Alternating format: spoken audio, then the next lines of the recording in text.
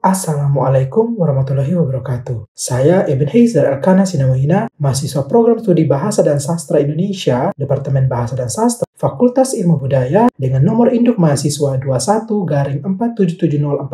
21-477141-SA-20935. Pada kesempatan kali ini, saya akan memaparkan hasil penelitian tugas akhir saya yang berjudul Relasi dan Resistensi Terhadap Kuasa pada Masyarakat Timur dalam kumpulan cerpen Kapten Hanya Ingin Kedili, karya Felix Kanesi. Bab 1. Pendahuluan. Penelitian ini dilatar belakangi oleh kehadiran bentuk-bentuk relasi dan resistensi kuasa yang dialami oleh para tokoh di dalam objek material. Penelitian ini bertujuan untuk mengungkapkan bentuk-bentuk relasi dan resistensi kuasa yang dialami oleh tokoh masyarakat Timor dan akan disesuaikan dengan teori klasifikasi relasi dan resistensi kuasa yang dikemukakan oleh Michel Foucault dan Michael Bas. Rumusan masalah penelitian ini adalah bagaimana bentuk-bentuk relasi kekuasaan yang dialami oleh masyarakat Timor dan bagaimana bentuk-bentuk resistensi kekuasaan yang timbul sebagai respon terhadap kekuasaan yang dialami oleh masyarakat Timor di dalam buku kumpulan cerpen Kapten Hanya Ingin Kedili. Penelitian ini dilakukan berlandaskan teori relasi kekuasaan Michel Foucault yang menggambarkan bahwa relasi kekuasaan dapat terjadi melalui pikiran dan tubuh manusia. Adapun penelitian ini juga berlandaskan pada konsep klasifikasi resistensi kekuasaan Michael Bas yang menyatakan bahwa resistensi kekuasaan dapat terjadi melalui 3 bentuk, yakni avoidance, breaking, dan constructive resistance. Bab 2. Bentuk-bentuk relasi kuasa. Tabel di samping menunjukkan data-data mengenai bentuk-bentuk relasi kekuasaan atas pikiran yang dialami oleh tokoh masyarakat Timur di dalam objek material. Dengan bentuk kekuasaan yang terjadi berupa dominasi, kontrol, manipulasi, dan stigmatisasi melalui berbagai varian wacana. Selanjutnya, tabel di samping menunjukkan data-data mengenai bentuk-bentuk relasi kekuasaan atas tubuh. Dalam tubuh individu, terjadi relasi kuasa berupa kontrol melalui 4 varian wacana. Sedangkan di dalam tubuh populasi, terjadi relasi kuasa berupa kontrol dan manipulasi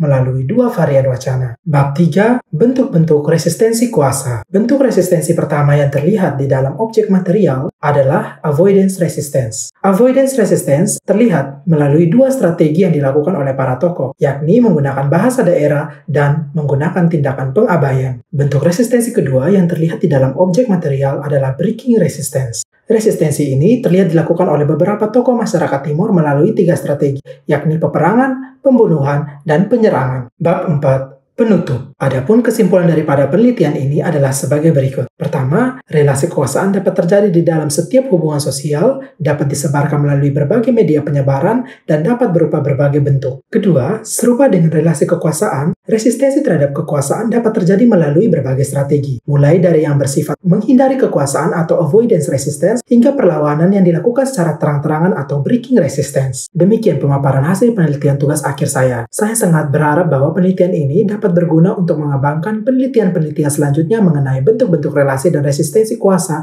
di dalam karya-karya sastra. Saya ucapkan terima kasih. Wassalamualaikum warahmatullahi wabarakatuh.